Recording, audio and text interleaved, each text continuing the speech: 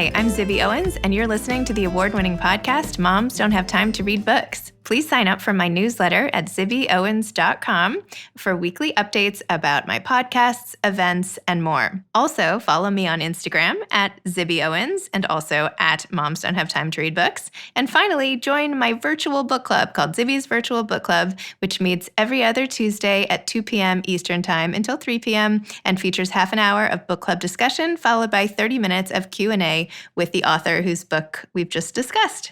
You can sign up on my website, zibbyowens.com, under the virtual book club section, or even on Instagram under the link in my bio. I hope you'll find me in all these different channels and enjoy this podcast.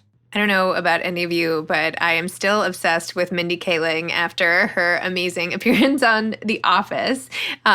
She is also an author, for those of you who don't know. This is her third work. It's called Nothing Like I Imagined, and it's an Amazon original story. It's a collection of short stories, 6 of them, about how she juggles life as a new mom, actress, and Hollywood power bruncher.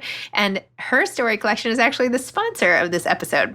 It was written and narrated by Mindy, and it's great to listen to on the go, available in audio and ebook format. Prime members can listen and read it for free. So you can download this today at amazon.com/Mindy Stories. That's amazon.com/Mindy Stories. It's absolutely hilarious and just you will not want to stop reading. So check it out today, amazon.com/Mindy Stories. I had one of the best podcasts ever, I think, with Heather Land, who is a popular comedian with a reach of more than 107 million fans. She's the creator of viral video series I Ain't Doing It and the author of essays by the same name. And now she's out with a new collection called A Perfect 10, The Truth About Things I'm Not and Never Will Be. She has an amazing Southern wit, sassy sarcasm, and her ongoing series, I Ain't Doing It, has really become a viral phenomenon. She has 2 amazing children and currently lives in Nashville, Tennessee. I don't know if her children are amazing, but that's what it says here. Anyway, enjoy our episode. Heather's like my new BFF. Hey! How are you? I'm good. How are you doing? I'm good, thank you. Sorry, you beat me to the Zoom here. That's okay. I'm usually the late one, so I wanted to try to jump the gun this morning. So love it. Thanks for having me. I really appreciate it. Oh my gosh, I'm thrilled to have you, and I've been really excited to do it. Thank you. You've given me a reason to get up this morning and put on a bra, so I appreciate it. I mean, that might be the most useful thing I do for anyone all day. Seriously, a reason to live. So that's good. Yeah. Work. Well, congrats on the release of your latest book, The Perfect 10. So exciting. Oh, look at your I Ain't Doing It mug. Look at that. Of course. I represent this morning, right? Yes, exactly. I think I saw that your shirts were sold out, or you're re-releasing your shirts. Aren't you doing something with merch or something? Do you have a new t-shirt? Yeah, we have a new 2020 I Ain't Doing It, and they sold out in 2 hours. We were like, oh, we grossly underbought. We've got to rethink this. So yeah, we got to make a new order, and that's a good problem to have, It's a good problem to have. Yeah. So for people who aren't as familiar with your trajectory to becoming this sensation comedian, you know, Instagram fan, author, everything.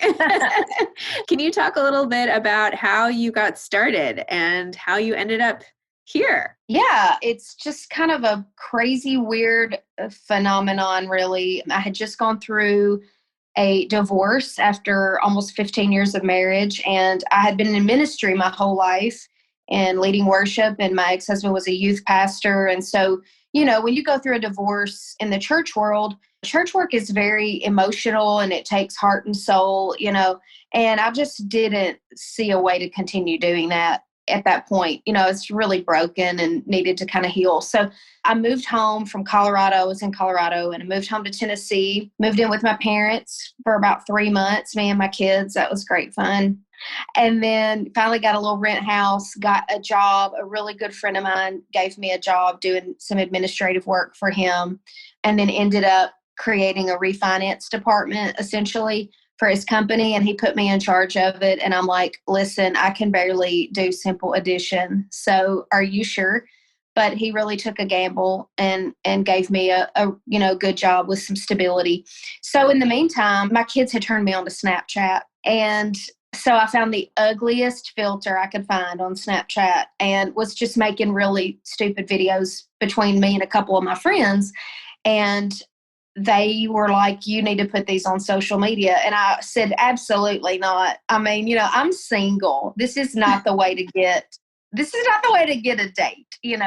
So I wouldn't do it for the longest. And then finally on a dare, one of them dared me.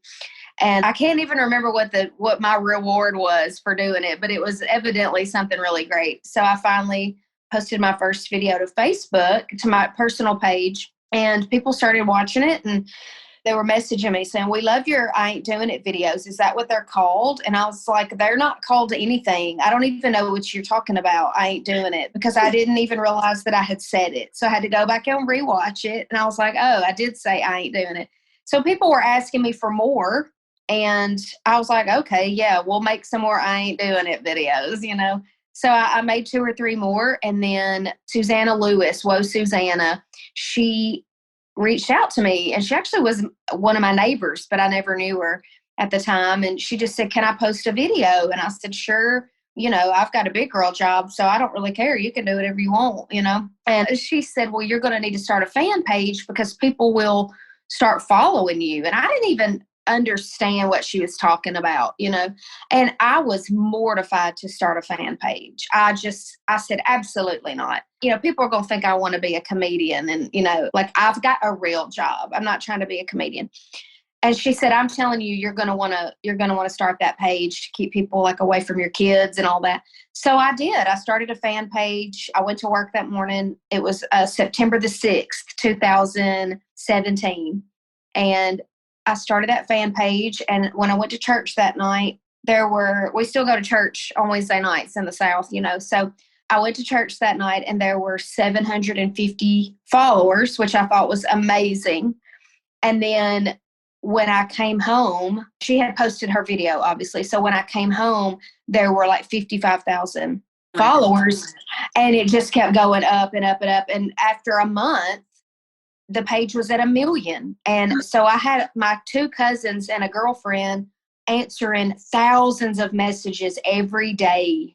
And they would report back, I'm sitting here typing at work, and they're just blowing me up on my phone and saying people want you to come to their churches and their events and their theaters. And I'm like, what do they want me to do? And they wanted me to do comedy. And I told my friend Tasha, I said, I am not a comedian. And she said, yes, you are. You just don't get paid for it. So do you want to try to get paid for it? And I'm like, I don't know.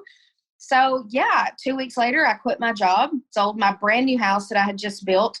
And I moved in with some friends in Nashville for about 3 months till I found a place, and sold a bunch of T-shirts to get me by for a few months so I'd have a paycheck. And here we are. I went on tour. I've done a couple of tours now, and it's the weirdest life I've ever lived, but I just am loving it, and I'm just taking it in stride, like, okay, whatever's next. Let's see. Oh my gosh, that's amazing. Yeah, it's been I saw on your Instagram that you met your husband was your production manager on your tour. Yes. We're getting married in 24 days. He was my production manager on my first tour. My manager introduced me to him and said, this is your production manager for this round.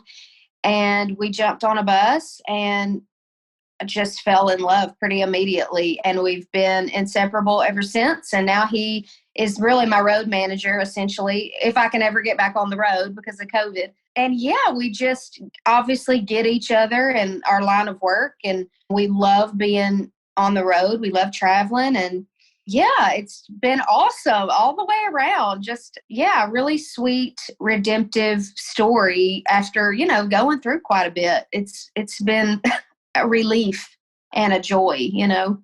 It's amazing. It's like we get like a sneak peek at a happy ending already. Right. It's for me too.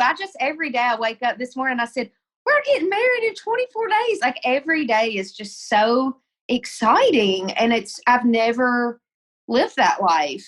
It's very weird and wonderful. I just love it. Loving it. I have to say, as I was sort of researching you and reading your book and learning about your story, I feel like there's some parallels because I also got divorced. I was, I guess, 40 when I got divorced, or I don't know, around there. And I had 4 kids and, had to sort of start over again. And that's actually how I ended up starting this podcast, which came out of nowhere for me. And now it's become a whole thing. And I actually got remarried a couple years ago now, but You did? totally fell in love and my own sort of redemptive story. So anyway, when I was looking at your pictures and getting all ready for the wedding, I was thinking back to my wedding and, getting bridesmaids dresses for my little girls and my boys. I don't know. Anyway, so I love your story. Can we have coffee off the record soon so we can talk about all that? Because I would like to dig into that a little more because, it's interesting. I did ministry my whole life, but once I went through a divorce, it opened me up to a whole new group of people that I never could relate to. And really, it's like half of the population, right? Yeah. And so I'm like, oh, wow, this is a new ballgame. That people have gone through a lot when they've gotten divorced. And I had no clue. And it really does change the whole game. You do. You start over. Yeah. You have to check the divorced box on your taxes. That was a tough one for me. It is just a stripping away of everything that you thought represented stability to you. And really, I feel like even though I have found this new side I've tapped into this new side of myself that I didn't even know was there, I really have found who I am, I think, through divorce. It's been such a beautiful experience on this side of it. I feel the same way. That's why sometimes I feel like I want to shout it from the rooftops. I'm like, I'm me again. I had lost me for so long. I didn't think I was coming back. But now this is just who I am. And now every day I just get to talk to people and record it.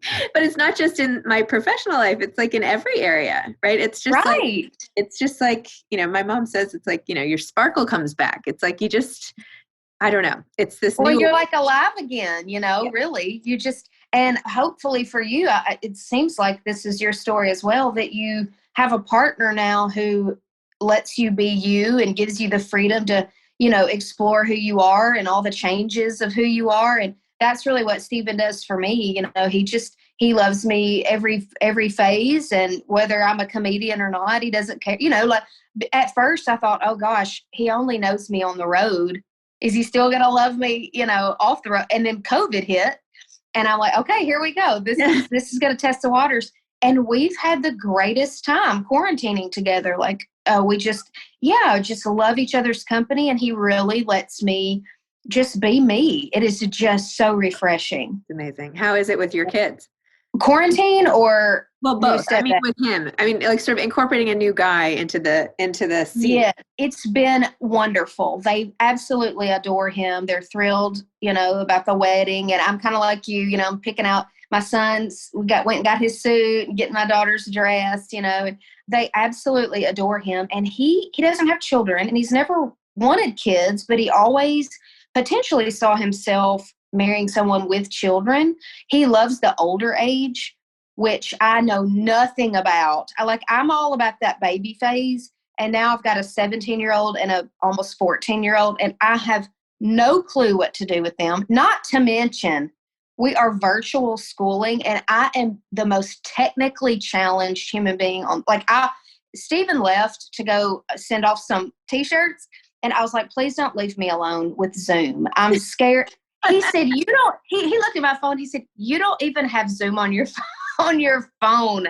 How have I been surviving? But anyway, all to say, he is the technical guru of the family. So right now, while they're both virtual schooling, I am not parenting. I just lay around and drink coffee in my pajamas while he parents. And you know what? I'm like, listen, it's your turn.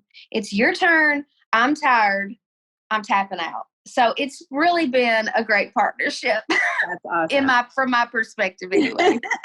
My husband is the same. He didn't have kids of his own. And he just sort of walked into our situation and just embraced it. And, now he cuts all the kids' hair and he does all the cooking. And he does. I'm going to meet this guy. He buys a lot of their clothes and the coolest this and that. And things that I just know, he's up on all of it. And it's such a gift. It's a true gift. Yes. And 0 to 4, man, he deserves more than a pat on the back. I don't know, but good for him for embracing it. That's so wonderful. I know. I love that. Before we even got together, I was like, okay, just don't even kiss me because I have 4 kids and I'm not having any more kids. And like, you can go meet some pretty young thing and have lots of babies and have your life and just like, let me walk down the beach the other way. Yes, you are so funny. I said the same thing to Steven. I said, listen, you don't have to sign up for this. Like, this is a lot. I've got baggage. I've got kids. I've, got a lot of history. So don't, save yourself and run. Yeah. And he just wouldn't. And every day that he stayed, I think it made me love him so much more, Yeah. I feel you get it. Yeah, I totally get it. It's funny because I don't often meet people in the same sort of life stage situation, hardly ever. I'm trying to think if I know anybody, but anyway, it's nice. I want to interview you. Like, I want to ask you more questions. So we need to continue this at a later date for sure. Yes, I would love to. I would really love to. Oh my gosh. By the way, I read in your book that you grew up with a payphone in your house. And I thought that was like one of the most memorable details I've read lately. Yes, it's one of my most memorable details of my life. And it's turned out to be a great memory, actually. But at the time, it was not. Obviously, you read my mom lived only 30 minutes from her family, but it was still long distance. And she was running up that phone bill, man. And my dad was not having any more of it. So he told her she didn't quit. He was putting a payphone in, and he stuck to his word. So yeah, we had a little bowl of dimes sitting on top of it. So we'd have to stick a dime in there every time we wanted to talk. And then the cord was, like maybe a 1.5 foot. So you weren't going anywhere. And everybody was listening to your combo right there in the hall. Yeah, it was wow. Wow. It was wow. I don't even know what to say about it. It was scary. Yeah, not fun. In your book that you were always like the kid from the very beginning who would try to entertain the grownups as an only child. Like that would just like be your thing, like making people laugh or entertaining them. That's just who you are. Is that just how it was? Well, mostly I entertained them with my hairbrush as I would sing. And that was kind of my gig as a kid. And whenever anybody asked me what I wanted to be when I grew up, I wanted to be a singer. That's all I cared about. And so my parents kind of, pawned me off as the singing entertainment. And I was petrified every time, but I always loved it and I always did it. So yeah, that's kind of where it started. But always growing up, I think, the one who always try to get a joke in kind of under the radar, and sarcasm really got me through life. I mean, I touched on it just a little bit in this new book because I'm honestly trying to just test the waters with it. But I talked a little bit about just growing up with an addictive parent in the house.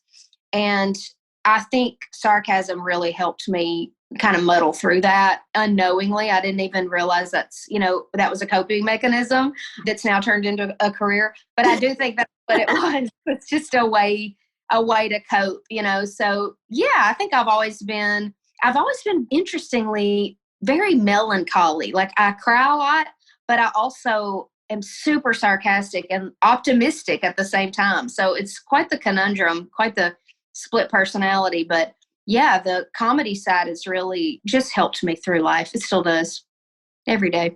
I mean, that's what they say, right? Like, you just have to have a sense of humor. But you got to laugh or you'll cry. That's what we say in the South. Yeah. Oh, okay. That's a better. You gotta laugh or you'll cry. You'll cry. So tell me about how the writing entered into your life. So you started the viral videos and things started blowing up. And then when did this become a writing thing? Yeah. So I think it was actually a few weeks before I even posted a video. I really felt in my heart, I'll never forget where I was. I was sitting in my bedroom in my house, and I was just writing on my computer, just like a little, blog entry, except that I had no blog.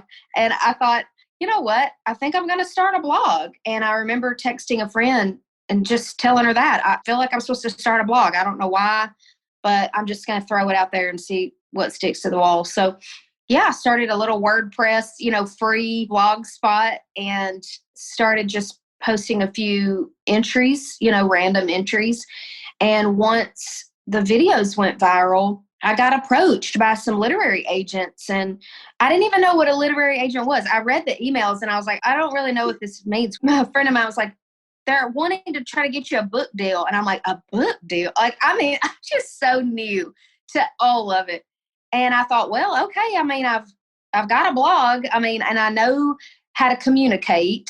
So let's give it a go. And as you can see from my writing, it is very conversational. I mean, there is nothing fancy about it. It is exactly like I would sit here and talk to you. But I think it works for a humor book, you know, and for comedy. It's relatable and it's it's pretty dumbed down. I mean, anybody with a third grade reading level can snatch it up and get through it in a day. It's pretty simple, but it is. Yeah, but that's how it started. You were playing the book down tremendously. And by the way, being able to like take what's in your head and get it on the page is not something that everybody can do. Like that is actually a skill. So you're so sweet. You know what? Sometimes I think, and I've said this to Stephen, I've said, I think I just need to go write my thoughts down because I'm better on paper. If I can write you a letter and tell you how I feel, it will come out so much more accurately and eloquently than if I try to muddle through the millions of thoughts in my brain. For some reason, yeah, it's almost a better means of communication. Too bad I can't put tape over my mouth and just put a pen in my hand. Kyle was finally like, you cannot email me anymore. He's like, stop emailing me these paragraph long things and these can't get through them text because I'd be like, here's how I feel and da-da-da. And he's like, I'm sitting like right here. He'd be like on the couch, you know. I'd be like, because that's how it's so much easier to like say it right and get it down. And I don't know. So yeah. And delete. You can delete before it's out there for everybody. You can't before you can, you know, not take it back. That's the beauty of it. You get it. You get it. Yeah. Like, I don't even have time to read all of these. After a while, I'm like, ready. Well, books. Anyway, put them in your memoir, you know. Yeah, exactly. Got to save those, dig them up somewhere. That's right, girl. Yeah. So then how did you find the whole experience? Like, and tell me about the first book versus the second book and how was it with the book out there, your whole life out there, like your kids, people responding to it and all of that? Well, it's interesting. The first book, you know, I had kind of this well of blog entries to draw from. And I knew that I wanted it to be just kind of an essay book, you know, like standalone chapters. You don't have to read it in order, simple stories. And so the first one, I think there was so much momentum behind, you know, I was on tour. Like I would watch Stephen, he's on the stage working during the day. Of course, I don't go on until the night. So I would sit up in the balcony at whatever venue we were at and I would just write. And it was a really fun, easy experience for me. Yeah, like I said, I think the momentum of the time kept me going, kept the juices flowing. The second one, if I'm being totally honest, was the first thought that came into my head was, I don't know how in the world I'm going to write a second book. Like I have nothing to say. Like I'm so tired. So I did pinch hit a little bit with this book. One of my best friends, if I was having a bridal party, she would be my maid of honor. She is throwing me a bridal lunch and doing the whole thing, but we're not having a wedding party. But anyway, she's a great writer. Her name is Heather Land, and she's in Mississippi, but I asked her to help me with this book. So we kind of tag teamed it, and she did most of the heavy lifting with my stories, and we talked through it and, you know, rewrote and had fun girl weekends where we got together and wrote. So it was really nice to have a little bit of help from somebody on the outside that was kind of pulling things out of me. And the book is very similar in style. It's another essay book. You know, it's standalone chapters about, you know, nonsense and just more stories of growing up Southern. I do write a whole chapter about Stephen and how we met. And I write, like I said at the beginning of our convo, a little bit about growing up in addiction. That is something that I really do want to write more about and talk more about. But I don't want to, I'm trying to ride that fine line of being a comedian and telling my story, but without embarrassing or disrespecting anyone. That's definitely not, you know, in my heart to do. So I've really tried to find the balance. And so I wrote a little bit about it, which was just kind of me tiptoeing in to see how I felt and to see how it was received. I mean, it's nothing too deep, but I do want to get that part of the story out there because I think people will relate, and it's honest and it's real. And a lot of people go through it, that people that we don't even realize. So I want to give people a platform or the freedom to share that part of their story. So that's why I wrote about it. My kids, when it comes to writing or comedy or anything that I do, they just think I'm an idiot. They are completely unimpressed with me. My son constantly says, I cannot believe you make a living doing this. Like, it is baffling to him. And to me too. But yeah, they're not impressed with any, I wrote in the first book, I think I dedicated it to them, or I wrote in the acknowledgments to them. They don't care. They're like, oh, that's sweet. Thanks. They just want to go be with their friends, for me to buy them a skateboard so they can skate, give them money to go shop, typical teenage life, unimpressed with mom, which is awesome. I wouldn't have it any other way, really. How else would you stay humble? I mean, absolutely. So how did you monetize the comedy? Was it going on the road and selling tickets? Not to dive into your personal finances here. No. Yeah, that's a totally fair question. Yeah, just going to doing live events. That's the way. So I have no money anymore because I haven't been on the road in a year. I've done one show this year. It was on Valentine's Day. But yeah, that's what has, brought in the money. Merch helps a little bit. It helps just, monthly pay the bills. So I'm very grateful for that. But very ready to get back on the road. Yeah, not just because that's my livelihood, but I just really love the people. Every time I get on the stage, I feel like I'm in somebody's living room. Like, it's scary, but it's so fun. And the relationship that I'm able to somehow develop between me and the people overrides the nerves. Writing a set is very daunting. I mean, and I don't know about you, but my creative process is weird. Everybody's is different. But, for me, well, I have a friend who's a songwriter, and he tells me, you have to schedule in creativity. You have to schedule it. And I try to do it. I try to do it his way, but it doesn't work for me. I mean, I'll go to writing sessions and I still write songs, and I've got some buddies that I write with. And if I'm not feeling it, nothing comes out of it every time. But the minute that I'm feeling inspiration, and eventually I always do feel it, I'll just say, I gotta go. I gotta go write. I've got, or I'll get in the car or I'll get in the bathtub. Those are my two best places to think and write. It's the weirdest thing. And it just comes out. So yeah, the process is super weird, but the payoff is being in front of people and doing the live comedy. And man, it's quite the thrill for me. And you're bringing a laptop into the tub? Just got my notes out on my phone. Oh, the phone. Okay. Yeah, just got my phone out. I'm thinking this is a very risky writing habit here. Right. I'm like, I do have one of those long things that goes across my tub that I can sit my computer on. Yeah, I'm super scared. So I'm better with just my phone. Yeah. That's kind of how it goes for me. So do you have any advice to aspiring authors now, having written 2 books and all the sets you do and everything else? Oh, Lord. First of all, I am not one to be giving advice. Let's just throw out that disclaimer. But since you asked, this is my advice.